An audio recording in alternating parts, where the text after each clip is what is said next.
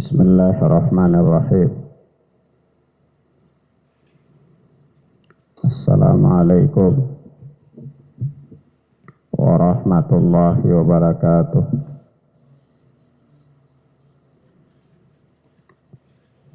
Alhamdulillahilladzi hadana lil Islam wa manna alaina bih wa akhrajana fi khairi ummatin fa nas'aluhu at-taufiqa lima yuhibbu wa yarda wal hifdha mimma yakrahu wa yashad. Wa nusalli wa nusallimu ala habibina wa sayyidina Muhammad ibn Abdillah wa ala alihi wa ashabihi wa man sara ala nahjihi ila yaumil qiyamah. Amma ba'd. Ikhwan wa akhwat, a'azzani Allah wa iyyakum. Kita masuk pada bab yang ke-31 dari kitab Riyadhus Shalihin, yaitu berkata Al-Imam An-Nawawi rahimana wa rahimahullah,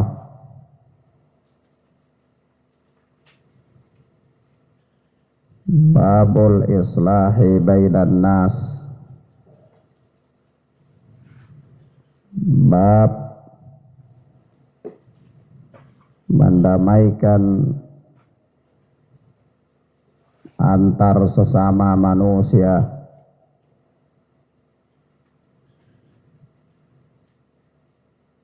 Yani mengadakan perdamaian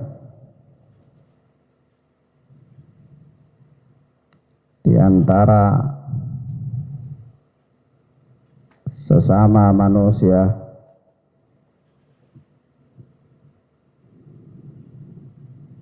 Maka yang dimaksudkan di sini adalah mendamaikan antar sesama,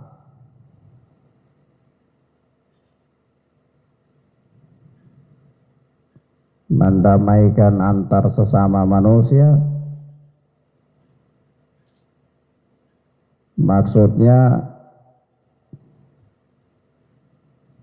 apabila terjadi permusuhan dan kebencian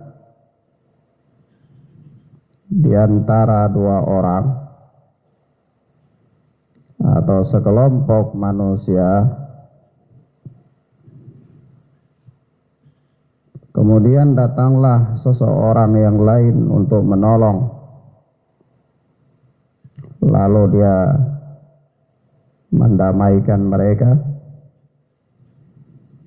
menghilangkan permusuhan dan kebencian yang ada di antara mereka, maka inilah yang dimaksud dalam bab ini. Maka ikhwan,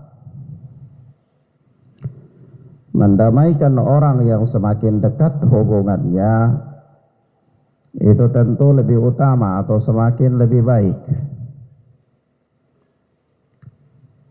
Dalam pengertian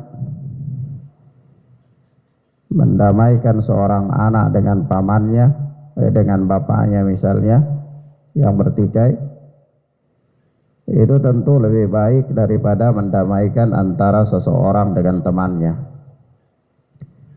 Mendamaikan seorang dengan saudaranya tentu lebih baik daripada mendamaikan seseorang hanya dengan kenalannya dan seterusnya. Semakin dekat hubungannya maka semakin lebih baik. Nah, maka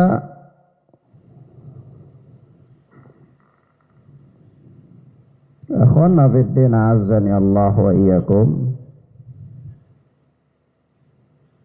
di dalam upaya mendamaikan manusia ini kadang-kadang seseorang diperbolehkan melakukan tauriyah untuk mendamaikan manusia.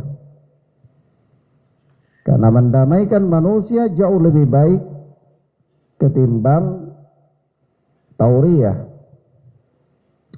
Katakanlah kalau tauriyah itu misalnya ada mudaratnya, maka mudaratnya tentu lebih kecil daripada damainya kedua manusia. Maka tentu melakukan perkara yang misal mudaratnya lebih kecil untuk mendapatkan kemaslahatan yang lebih besar adalah perkara yang dituntut.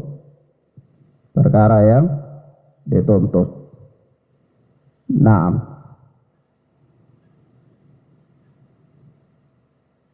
Sebagaimana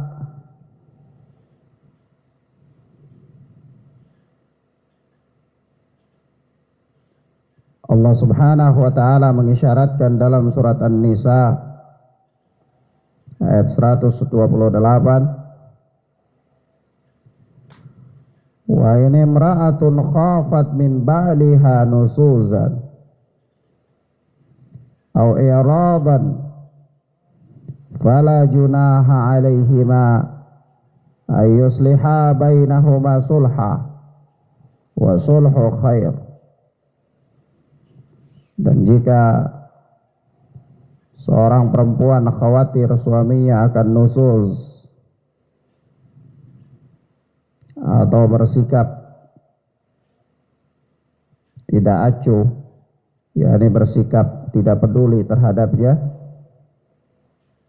fala junaha alaihima ayyusliha bainahuma sulha, maka keduanya dapat mengadakan perdamaian yang sebenarnya. Wa sulhu khair, dan perdamaian itu adalah lebih baik. Naam. Maka ikhwan, azzani Allah wa iyyakum, begitu pula Allah Subhanahu wa ta'ala menerangkan dalam banyak ayat dan di dalam banyak hadis-hadis Nabi sallallahu alaihi wasallam, fadilah, keutamaan untuk mengadakan perdamaian di antara manusia, di antara manusia yang bertikai. Naam. Lebih-lebih lagi di antara sesama saudara muslim. Karena setiap muslim, setiap mukmin harus benar-benar mendamaikan pertikaian yang terjadi di antara sesama mereka. Jangan membiarkan ruang untuk perselisihan, kebencian terus berlarut-larut. Nah, kenapa? Karena para ulama mengatakan keharusan mendamaikan pertikaian di antara sesama muslim itu dikarenakan hakikatnya mereka adalah bersaudara. Sedangkan saudara itu bukanlah merupakan hal yang samar bahwa mereka harus bersatu dan tidak boleh berselisih. Ya, mereka harus akur dan juga tidak boleh bermusuhan. Itulah bagian-bagian yang harus ada demi menjaga dan melestarikan persaudaraan. Nah, maka berkata Al-Imam An-Nawawi rahimana wa rahimahullah, qala Allah Ta'ala, Allah Tabaraka wa Ta'ala berfirman, la khaira fi katsirin min najwahum illa man amara bisadaqatin aw ma'rufin aw islahim bainan nas. Tidak ada kebaikan dari banyak pembicaraan rahasia mereka. Tidak ada kebaikan dari banyak pembicaraan rahasia mereka, illa man amara bisadaqatin aw ma'rufin aw islahim bainan nas, kecuali pembicaraan rahasia yang menyuruh untuk bersedekah atau melakukan yang ma'ruf, berbuat kebaikan, atau islahim bainan nas, atau pembicaraan dalam rangka mengadakan perdamaian di antara manusia.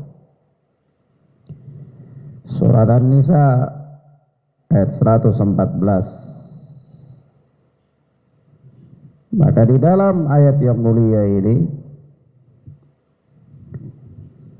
Allah Tabaraka wa Ta'ala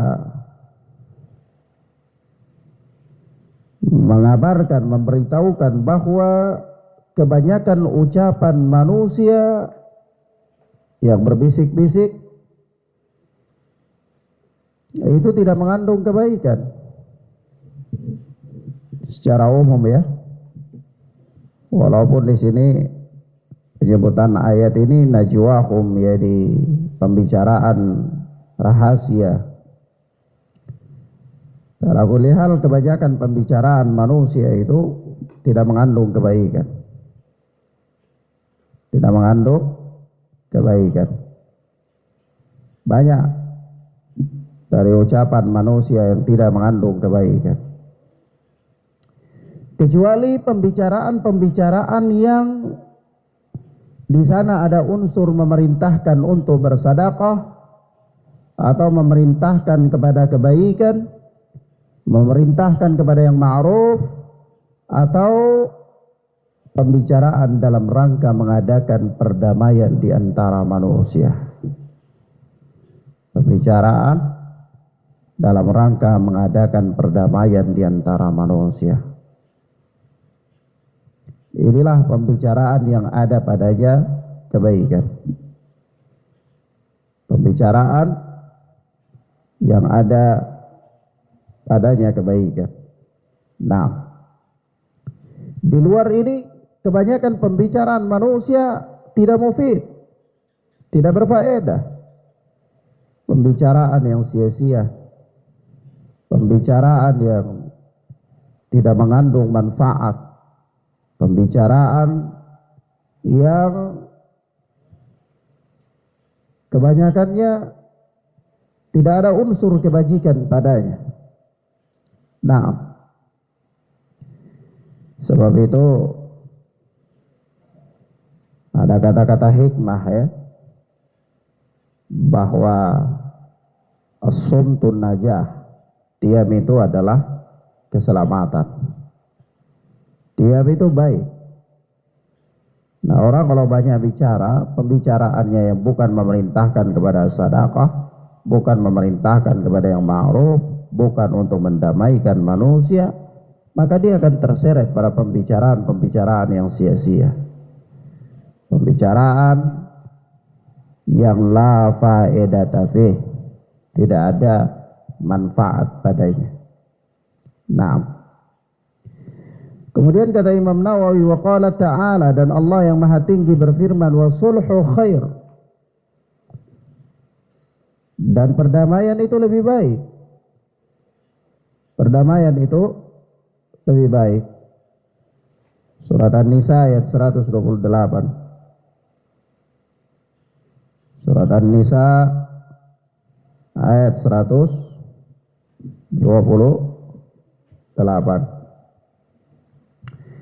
Di mana ayat ini kelengkapannya, yaitu Allah tabaraka wa taala berfirman, wa in imra'atun khafat min ba'liha nushuzan aw i'radan fala junaha 'alaihima ay yusliha bainahuma sulha wa sulhu khair. Dan jika seorang perempuan khawatir suaminya akan nusuz atau bersikap acuh tak acuh kepadanya, maka keduanya dapat mengadakan perdamaian. Mereka berdua dapat mengadakan perdamaian. Dan tentu perdamaian itu lebih baik. Perdamaian itu lebih baik. Maka ayat ini dijelaskan oleh para ulama bahwa ayat ini berlaku bagi wanita yang berada dalam kekuasaan suaminya, lalu dia bersepakat dengan suaminya untuk menanggalkan, melepaskan beberapa haknya atas suaminya. Jadi dia merelakan beberapa hak yang harus ditunaikan oleh suaminya. Dia melepaskan tanggung jawab suaminya terhadap dirinya pada beberapa hal. Ini dia lakukan kesepakatan dengan suaminya. Kemudian diterimanya kesepakatan tersebut oleh suaminya,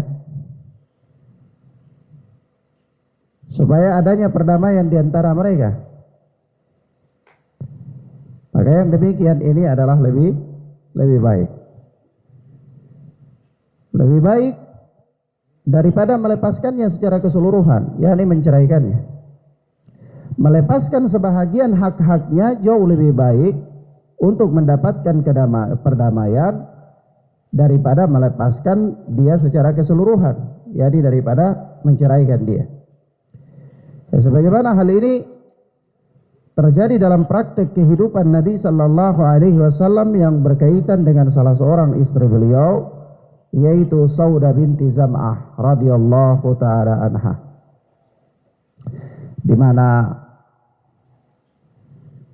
Saudah binti Zam'ah radhiyallahu taala anha membuat kesepakatan dengan Nabi Sallallahu Alaihi Wasallam untuk tetap mempertahankan beliau sebagai istri, hidup mendampingi Nabi Sallallahu Alaihi Wasallam dengan syarat memberikan hak-haknya, memberikan sebagian haknya kepada Aisyah radhiyallahu taala anha. Ya, dia memberikan waktu-waktu gilirannya kepada Aisyah radhiyallahu taala anha. Nah, yang demikian ini dilakukan oleh Nabi Sallallahu Alaihi Wasallam. Dilakukan oleh Nabi Sallallahu Alaihi Wasallam, ya, sebagai teladan bagi umatnya, contoh bahwa perkara yang demikian boleh dalam rangka mendapatkan atau tercapainya perdamaian di antara mereka. Maka dari itu Allah mengatakan wasulhu khair. Perdamaian itu lebih baik. Perdamaian itu lebih baik. Nah, maka ikhwana fiddin azza Allah wa iyyakum, untuk tercapai hal-hal yang jauh lebih besar, itu terkadang bukan hanya sebatas hak dan kewajiban, ya. Bukan hanya sebatas menuntut haknya dan menuntut dilaksanakan kewajiban. Bukan. Tetapi terkadang seseorang harus mengorbankan beberapa hal yang ada pada dirinya untuk tercapai suatu kemaslahatan yang lebih besar. Di sini dalam ayat ini berkaitan dengan wanita, berkaitan dengan sang istri. Sebagaimana Saudah binti Zam'ah radhiyallahu taala anha melepaskan hak-haknya dan memberikan haknya tersebut kepada Aisyah radhiyallahu taala anha. Untuk apa? Untuk tercapai hal yang jauh lebih besar, yaitu tetap berada di sisi Nabi sebagai istri Nabi sallallahu alaihi wasallam. Nah, ini wanita yang cerdas, wanita yang menjual dunianya untuk akhirat, wanita yang membeli akhirat dengan dunianya, membeli akhirat dengan dunianya. Bukan wanita yang ngotot, gontok-gontokan, ya, untuk hal-hal yang bersifat keduniaan, bersifat apa? Keduniaan. Nah, kemudian berkata Imam An-Nawawi rahimana wa rahimahullah, wa qala ta'ala, dan Allah yang maha tinggi berfirman, fattaqullaha wa aslihu dzata bainikum. Surat Al-Anfal ayat yang pertama, ya. Ayat yang pertama. Fattaqullah, maka bertakwalah kepada Allah, wa aslihu dzata bainikum, dan perbaikilah hubungan di antara sesamamu. Perbaikilah hubungan di antara sesamamu. Naam. Maka ikhwan fiddin azza Allah wa iyyakum, di dalam ayat yang mulia ini, surat Al-Anfal, Allah subhanahu wa ta'ala memerintahkan hamba-hambanya untuk dua perkara.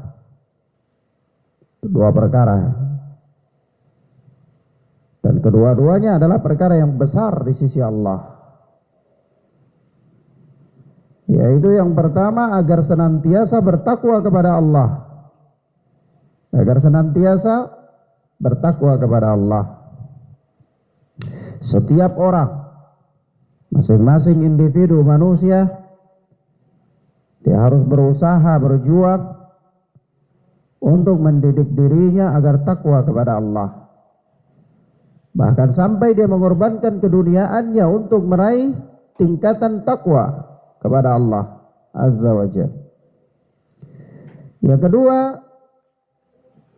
Allah Tabaraka wa Ta'ala memerintahkan hamba-hambanya agar selalu melakukan perbaikan atas segala perselisihan di antara mereka. Melakukan perbaikan atas segala perselisihan di antara mereka, yaitu aslihu dzata bainikum, dan perbaikilah hubungan di antara sesama kalian. Maka Allah memerintahkan, Allah Tabaraka wa Ta'ala memerintahkan kepada hamba-hambanya agar senantiasa memperbaiki, melakukan perbaikan atas segala perselisihan di antara mereka. Perselisihan dari pertikaian, memperbaiki perselisihan, memperbaiki pertikaian menjadi cinta kasih, dari saling membelakangi menjadi saling tolong menolong, saling bermusuhan menjadi saling berdamai, saling angkuh, menyombongkan diri di antara sesama mereka, menjadi saling tawadhu. Saling tawadhu. Ini perintah yang agung. Perintah yang Allah Azza wa Jal sertakan dengan perintah ketakwaan kepada Allah. Itu perintah yang agung. Fattaqullaha wa aslihu dzata bainikum. Maka bertakwalah kalian kepada Allah dan perbaikilah hubungan di antara sesama kalian. Nah, kemudian kata Imam Nawawi rahimahullah wa qala ta'ala, dan Allah yang Maha Tinggi berfirman,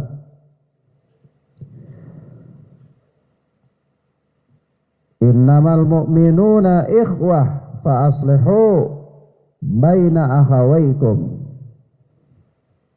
Sesungguhnya orang-orang mukmin itu adalah bersaudara.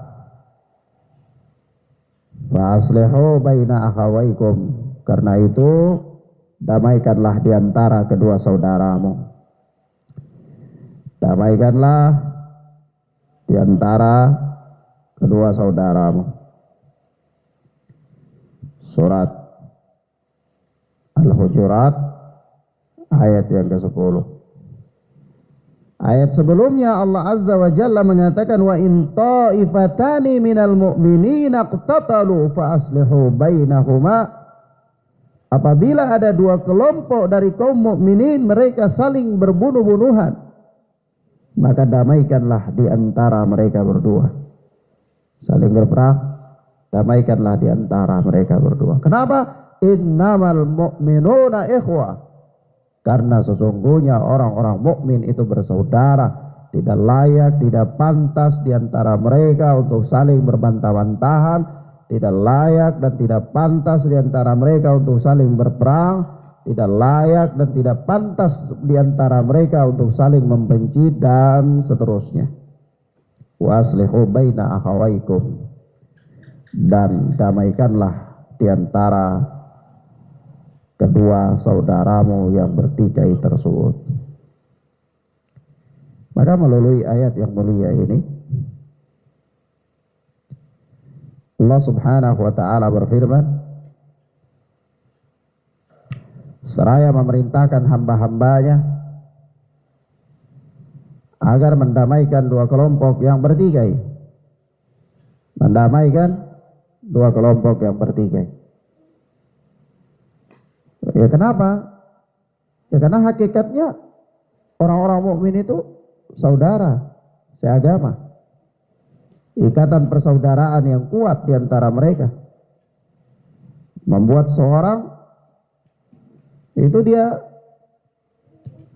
ya ketika dia menyakiti saudaranya, dia merasa bahwa hakikatnya dia menyakiti dirinya sendiri. Dia menghina saudaranya, hakikatnya dia menghina dirinya sendiri. Nah, maka dari itu sudah sepantasnya untuk dia menyeru kepada perdamaian di antara pihak-pihak dari kaum mukminin yang bertikai. Nah, kemudian kita masuk pada hadis-hadisnya. yakni berkata Al-Imam Abu Zakaria Muhyiddin Yahya bin Syaraf An-Nawawi rahimana wa rahimahullah,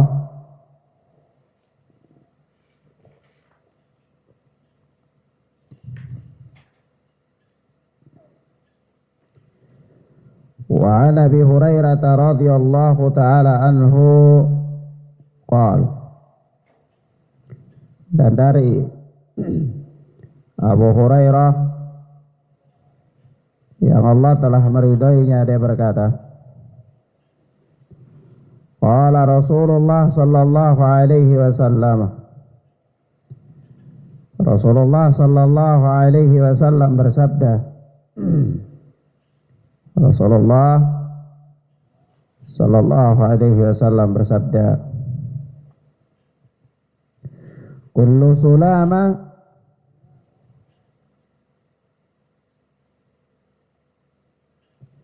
minan nasi alaihi sadaqah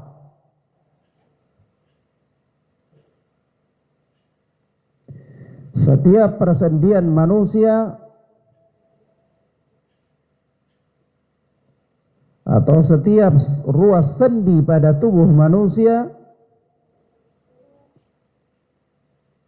ada sedekahnya atau harus bersedekah.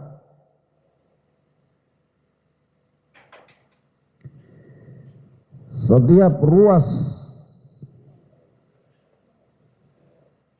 sendi pada tubuh manusia itu harus bersedekah setiap harinya.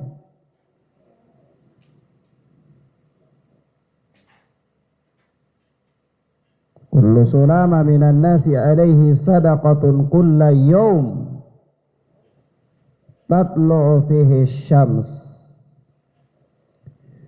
Setiap sendi dari tubuh manusia, setiap persendian pada tubuh manusia harus bersedekah setiap harinya selama pada hari itu matahari masih terbit.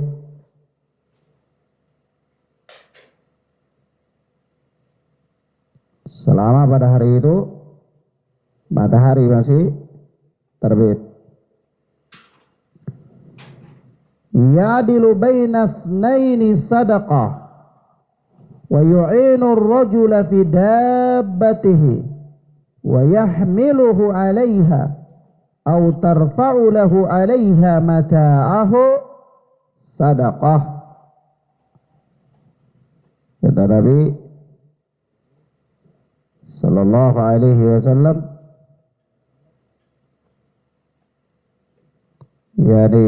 ya'dilu baina itsnaini sadaqah. Itu engkau mendamaikan dua orang yang bertikai adalah sedekah. Mendamaikan dua orang yang bertikai adalah sedekah.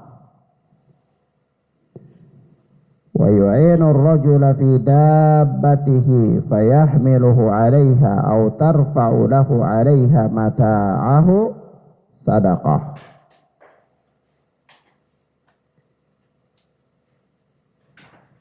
Menolong seseorang dalam mengangkat atau menaikkan barang-barangnya ke atas kendaraannya adalah sedekah. Adalah sedekah.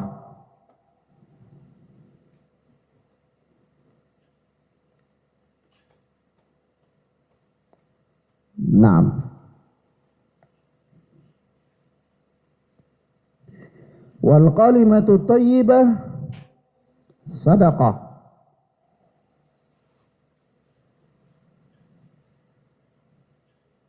Dan kata-kata yang baik adalah sedekah.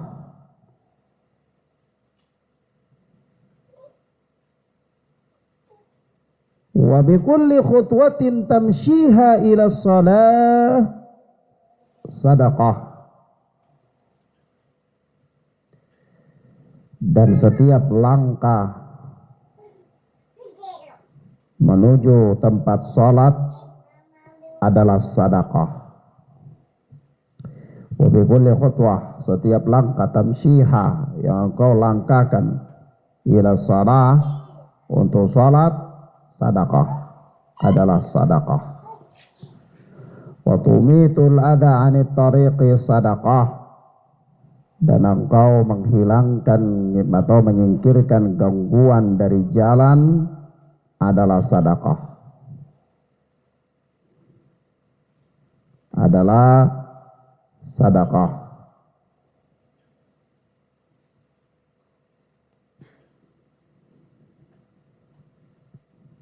Kata Imam An-Nawawi, muttafaqun alaih. Hadis ini adalah hadis muttafaqun alaih. Hadis yang dikeluarkan oleh Al-Imam Bukhari dan Al-Imam Muslim dalam sahih keduanya, yakni Rasulullah sallallahu alaihi wasallam menggambarkan bahwa setiap ruas dari persendian pada tubuh manusia itu ada sedekahnya, ada keharusan untuk sedekah. Dan kita katakan bahwa sedekah itu tidak mesti dengan memberi uang, ya, atau memberi benda. Bahkan sedekah bisa dengan tasbih, tahlil, zikir, ya, atau bahkan di sini Nabi Shallallahu Alaihi Wasallam menyebutkan kepada kita beberapa jenis amalan yang terhitung sebagai sedekah. Beberapa jenis amalan yang teranggap dalam pandangan syariat sebagai sedekah, yaitu yang pertama ya'dilu bainasnaini, yaitu mendamaikan antara dua orang yang bertikai dengan adil adalah sedekah, dianggap sebagai sedekah. Jadi tidak perlu keluarkan biaya, ya. Nah, cuma bagaimana dia bisa memberikan pengertian, pemahaman, dan orang yang mendengar pun ya lebih memilih kebaikan akhirat, maka dia abaikan segala hal yang berkaitan dengan keduniaan demi mengharapkan pahala di sisi Allah Subhanahu wa ta'ala. Karena dia tahu bahwa apa-apa yang dia lakukan dari kebaikan-kebaikan yang mana dia lakukan dengan mengharapkan pahala di sisi Allah, maka pasti Allah akan memberikan pahala kepadanya. Karena Allah tabaraka wa ta'ala berfirman, wa may yaf'al dzalika ibtigha'a mardatillah fasawfa nutihi ajran 'azima. Barang siapa berbuat demikian karena mencari mengharap keridhaan Allah, maka kelak kami, kata Allah, akan memberi kepadanya pahala yang besar. Kelak kami akan memberikan kepadanya pahala yang besar. Maka dia tunduk. Ketika dia tahu bahwa pada suatu kebaikan itu ada pahala di sisi Allah,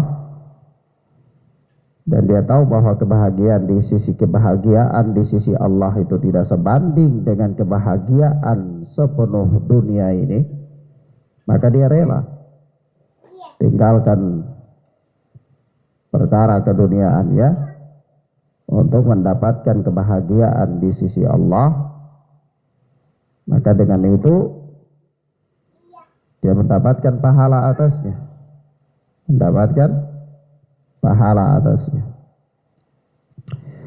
Kemudian Rasulullah menghitung lagi perkara lain yang termasuk dalam sedekah. Kata beliau, wa yu'inu ar-rajula fi dabbatihi, membantu seseorang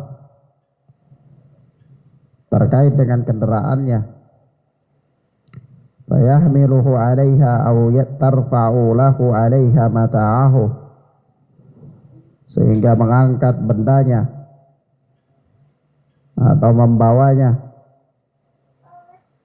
di atas kendaraannya itu adalah, kata Nabi Shallallahu Alaihi Wasallam, sadaqah, sebagai sadaqah. Amalan ini Nabi hitung sebagai sadaqah. Bantu orang, sekedar nunjuk jalan, ataukah angkat perbekalannya, letakkan di kendaraannya, dan semisal dengan itu, maka itu semua terhitung sebagai sedekah, amal baik yang terhitung sebagai sedekah. Begitu pula Nabi menghitung al-kalimatu thayyibah, kata-kata yang baik, kata-kata yang baik. Jadi perkataan yang di sana ada perintah kepada yang ma'ruf, larangan dari yang mungkar, ada nasihat-nasihat yang baik. Itu semua adalah terhitung sebagai sedekah. Dan begitu pula Nabi Shallallahu Alaihi Wasallam menghitung langkah kaki ke masjid adalah sebagai sedekah. Semakin jauh masjidnya, semakin besar pahalanya. Ya. Kata Nabi, wa bi kulli khatwatin tamshiha ila shalah sadaqah. Setiap langkah yang kau langkahkan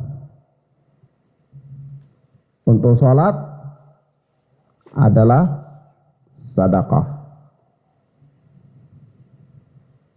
Amal baik ini. Wa tumitul ada'a di tariqi sadaqah. Begitu pula ketika engkau menyingkirkan gangguan dari jalan adalah sedekah.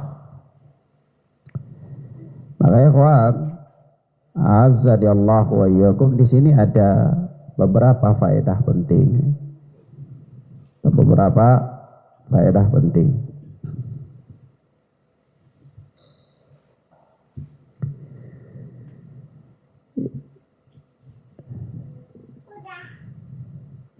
Yang pertama,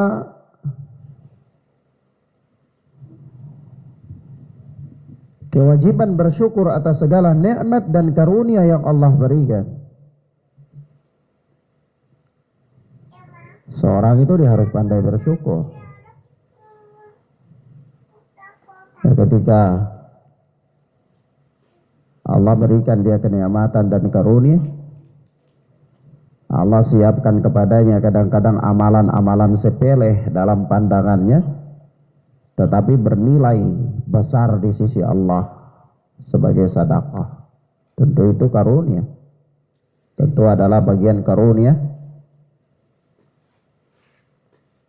nikmat yang Allah berikan kepadanya.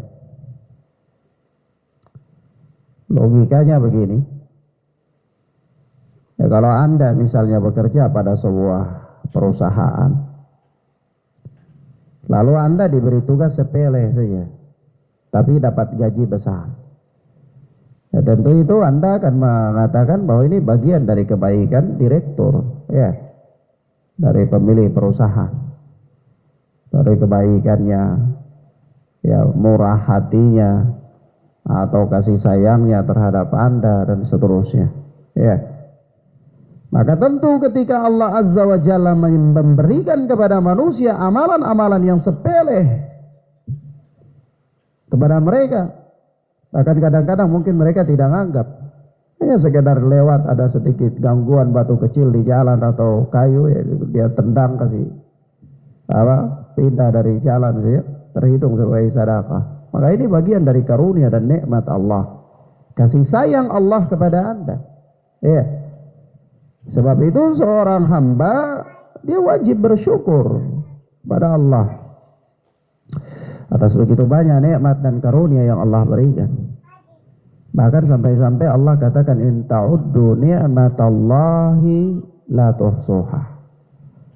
Kalau saja engkau menghitung-hitung nikmat Allah, la tuhsuha, niscaya engkau tidak akan sanggup untuk menghitung betapa banyaknya nikmat Allah Jalla wa'ala. Yang kedua, faedah yang kedua, bahwa pintu kebaikan yang menjadi jalan untuk mendekatkan diri kepada Allah Tabaraka wa Ta'ala adalah sangat banyak sekali. Sangat banyak. Pintu kebaikan yang menjadi jalan untuk mendekatkan diri kepada Allah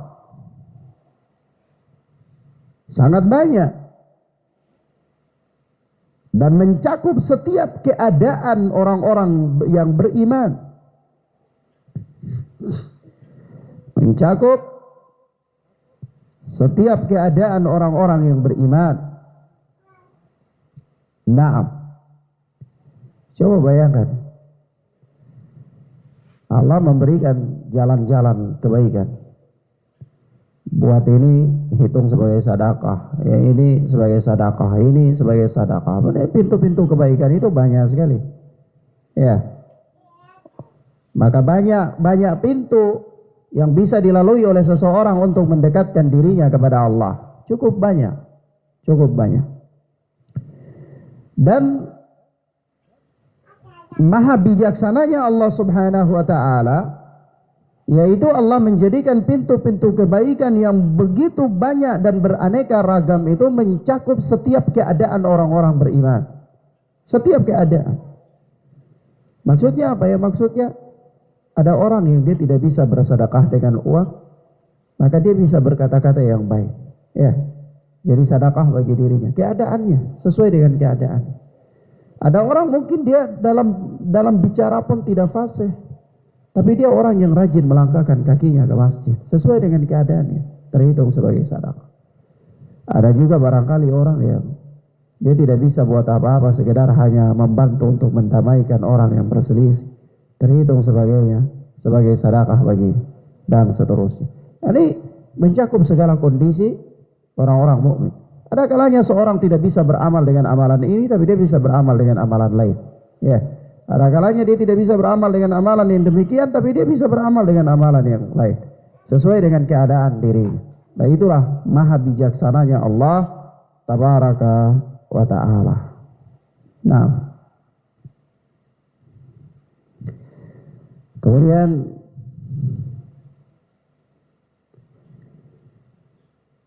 selanjutnya berkata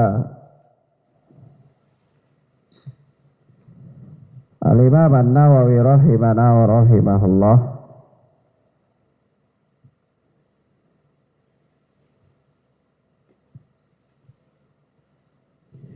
wa an Ummi Kalthum binti Uqbah bin Abi Mu'ayth radhiyallahu anha qalat,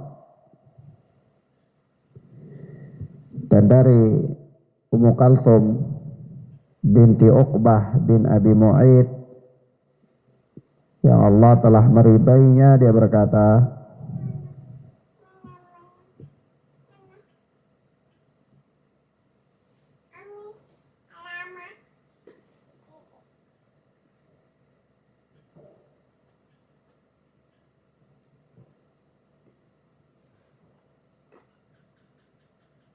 Sami'tu Rasulullah sallallahu alaihi wasallam yaqul,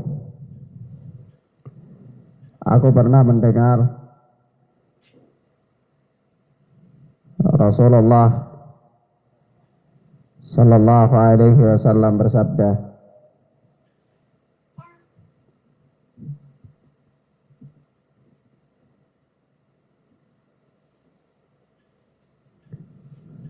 aku pernah mendengar Rasulullah sallallahu alaihi wasallam bersabda, laisal kadzdzabul ladzi yuslihu bainan nas, bukanlah pendusta orang yang mendamaikan di antara manusia.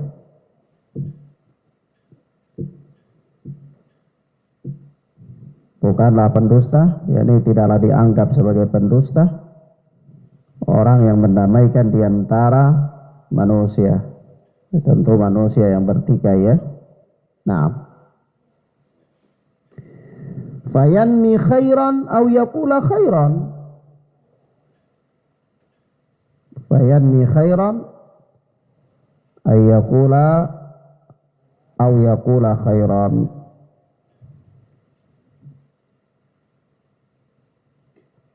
Lalu dia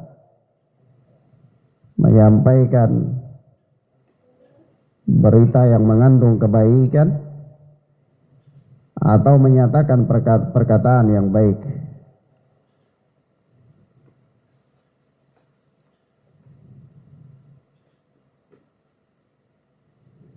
Jadi dia menyampaikan berita yang mengandung kebaikan atau dia mengatakan perkataan yang baik. Kata Imam Nawawi muttafaqun alaih. Hadis ini adalah hadis muttafaqun alaih. Hadis yang disepakati oleh Al-Imam Bukhari dan Muslim dalam sahih keduanya. Wa fi riwayati Muslimin ziyadah. Kata Imam Nawawi, dan di dalam riwayat Muslim ada tambahan. Ada tambahan. Qalat, yaitu Ummu Kalthum binti Uqbah bin Abi Mu'aid berkata, walam asma'hu yurakhisu fi syai'in mimma yaquluhu an-nasu illa fi thalathin.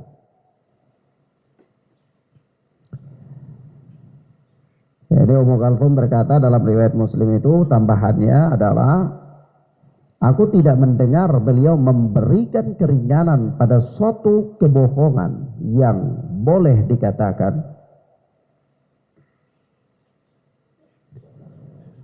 Aku tidak pernah atau aku tidak mendengar beliau memberikan keringanan pada suatu kebohongan yang boleh dikatakan orang-orang kecuali dalam 3 hal. Kecuali dalam 3 hal. Jadi selain dari 3 hal ini, ya, kebohongan pada umumnya perkara yang dilarang. Ya. Kebohongan pada umumnya adalah perkara yang dilarang. Kecuali pada 3 hal ini. Dan Ummu Kulthum mengatakan bahwa aku tidak pernah mendengar Rasulullah memberikan keringanan tentang kebohongan ini, kecuali 3 perkara. Kecuali 3 perkara. Ta'ani, yaitu al-harb. Yang pertama, peperangan. Ini dalam peperangan. Wal islaha bainan nas, yang kedua adalah ketika mendamaikan manusia yang bertikai. Yang kedua, ketika mendamaikan manusia yang bertikai. Yang ketiga, wa haditsar rajuli imra'atahu wa haditsam ra'ati zaujaha. Yang ketiga adalah ucapan seorang suami kepada istrinya atau seorang istri kepada suaminya, atau seorang istri kepada suaminya. Nah, maka ikhwana fiddin, a'azzani Allah wa iyyakum, di dalam hadis yang mulia ini terkandung faedah. Yani yang pertama, bahwa berdusta itu haram. Berdusta itu asalnya adalah haram. Asalnya haram.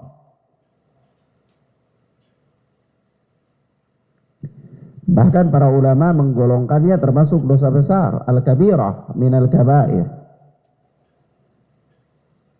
Nah, termasuk dosa besar yang tidak bisa digugurkan kecuali dengan taubatun nasuhah, taubat yang sungguh-sungguh. Dan tingkatan-tingkatan kadar dosanya ya tergantung dari apa yang dia dustakan. Ya, kalau dia berdusta tentang Allah tentu lebih besar. Begitu juga dia berdusta tentang Rasulullah lebih besar lagi. Ya, tentu lebih besar. Dia berdusta tentang para ulama lebih besar. Dia berdusta tentang seorang mukmin lebih besar. Dia berdusta tentang orang kafir ya tentu beda. Ya, dan seterusnya. Tergantung dari tingkatan apa yang dia dustakan. Itu kadarnya. Tetapi ala kulli hal dia termasuk al-kabirah minal kabair, dosa besar. Asalnya dusta itu haram. Nah, meski demikian ya ikhwan, Rasulullah sallallahu alaihi wasallam memperbolehkannya pada 3 perkara. Rasulullah sallallahu alaihi wasallam memperbolehkannya pada 3 perkara. Yaitu yang pertama yaitu ketika mendamaikan. Ketika apa? Mendamaikan di antara manusia. Atau yang pertama ketika pada peperangan. Ketika pada peperangan. Nah, yang kedua yaitu ketika mendamaikan di antara kaum muslimin yang bertikai. Mendamaikan di antara kaum muslimin yang bertikai. Karena dia mendamaikan kaum muslimin yang bertikai sehingga disebutkan dalam riwayat muttafaqun alaih, yani fayanniya khairan aw yaqula khairan. Dia membawa bahasa yang baik atau dia menyampaikan kebaikan. Ya. Dia bawa bahasa ke sana itu bahasa yang baik-baik. Ya, kepada orang yang lagi bersengketa. Nah, bukan dia bawa bahasa karena tidak mandiri ya, ditekan. Sehingga dia harus menyampaikan bahasa yang disampaikan oleh orang ya, menekannya. Bukan. Tapi dia menyampaikan bahasa yang baik-baik, yang mengandung kebaikan. Nah, atau dia berkata yang baik. Meskipun hakikatnya tidak begitu.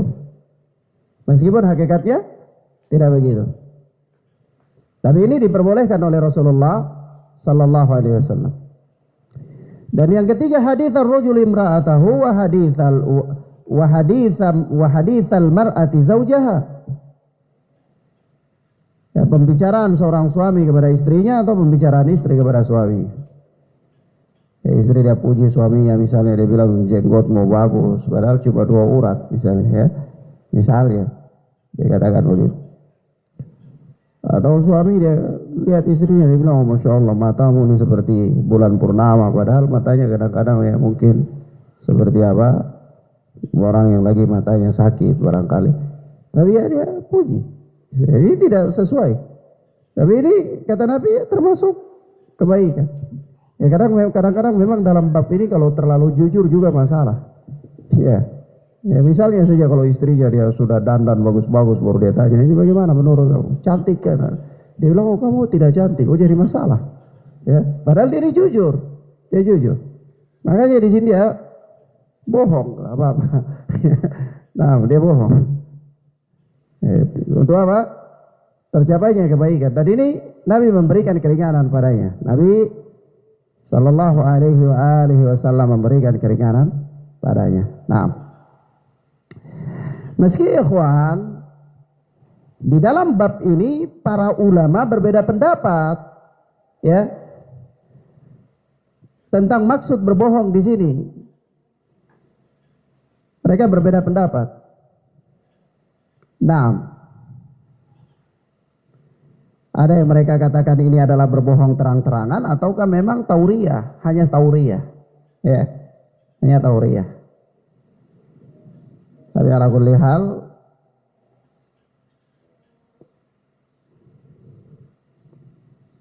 ada sebagian para ulama mengatakan tauriyah itu termasuk dalam kedustaan.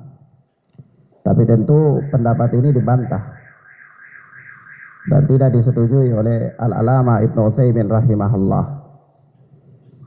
Dalil-dalil menunjukkan bahwasanya tauriyah itu tidak termasuk dalam kedustaan, tidak termasuk.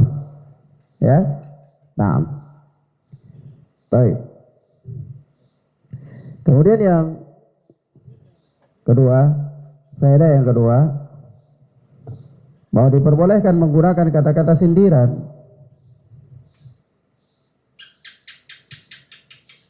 Diperbolehkan menggunakan kata-kata sindiran dalam pembicaraan atau dalam ketika berbicara. Ya boleh menggunakan kinayah, majas, boleh. Ya, kadang-kadang hiperbola sedikit tidak apa-apa. Boleh hiperbola. Ya. Menggunakan majas, kiasan di dalam berbicara. Apalagi kalau di dalam bab-bab yang disyaratkan di sini, misalnya mendamaikan, ya, atau dalam peperangan, atau ketika pembicaraan suami kepada istri atau istri kepada suami, ya, dan seterusnya. Nah, baik. Sampai sini paham ya, kawan ya? Paham ya? Wallahu ta'ala a'lam bissawab. Kita cukupkan sampai di sini insyaallah ta'ala. Kita lanjutkan pada pertemuan berikutnya, yaitu pada hadis yang ke-255. Wallahu ta'ala a'lam bissawab. Hadanallahu wa iyyakum wa barakallahu fikum. Wa sallallahu ala nabiyyina Muhammad wa ala alihi wa sahbihi wa sallam. Subhanakallahumma bihamdika asyhadu an la ilaha illa anta astaghfiruka wa atubu ilaik. Assalamualaikum warahmatullahi wabarakatuh.